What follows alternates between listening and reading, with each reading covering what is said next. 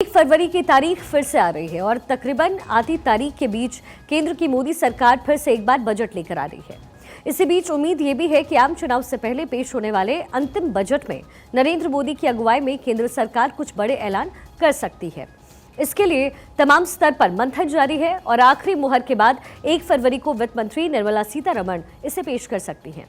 सूत्रों के मुताबिक सरकार खास किसानों, महिलाओं और युवाओं को कुछ न कुछ ठोस देने की कोशिश कर रही है। इसके अलावा मिडिल क्लास के लिए भी सरकार कुछ राहतों का ऐलान कर सकती है और इसके लिए सरकार कई दिनों से अपना होमवर्क कर रही है।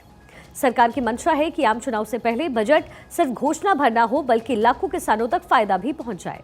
सरकारी अधिकारियों के मुताबिक चुनाव से पहले फायदा पहुंचाने के लिए होमवर्क पिछले कुछ दिनों से जारी है।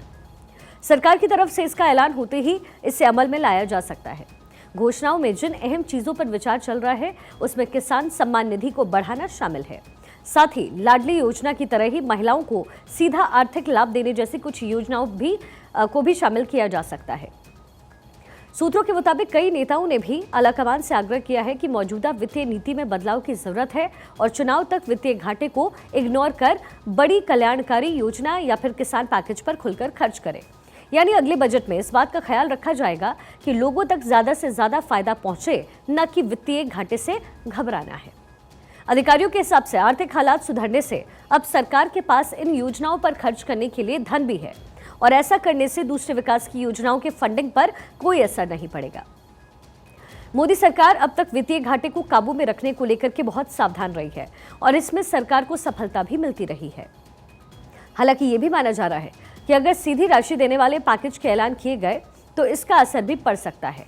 यहाँ ध्यान रखने वाली बात यह भी है कि 2019 में भी मोदी सरकार कुछ इसी तरीके से कदम उठा चुकी है। 2019 आम चुनाव से पहले अंतिम बजट में केंद्र सरकार ने बड़ा दांव खेला, जहां इसमें मोदी सरकार ने न सिर्फ किसान सम्मान निधि की घोषणा की बल्कि ये भी सुनिश्चित किया कि ये चुनाव से पहले पहली किश्त सभी के खाते में पहुंचे और इसके अलावा मिडिल क्लास के इनकम टैक्स में रियायत का भी उसी बजट में ऐलान था। इन दोनों ही घोषणाओं का फायदा भी बीजेपी को चुनाव में मिला था। अब ऐसे में देखा जाए तो आम चुनाव से ठीक पहले बीजेपी और केंद्र सरकार किसी तरह की कोताही बरतने के मूड में नहीं है।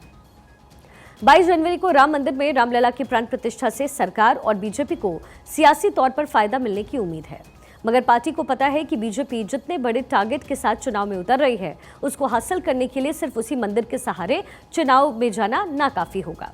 और वैसे भी हाल के सालों में प्रधानमंत्री मोदी की अगुवाई में सरकार ने लाभार्थी वर्ग के रूप में एक नया वोट बैंक बनाया। इसमें बीजेपी को किसी तरह का सेंध न लगे इसके लिए पार्टी की पूरी कोशिश लगातार जारी है।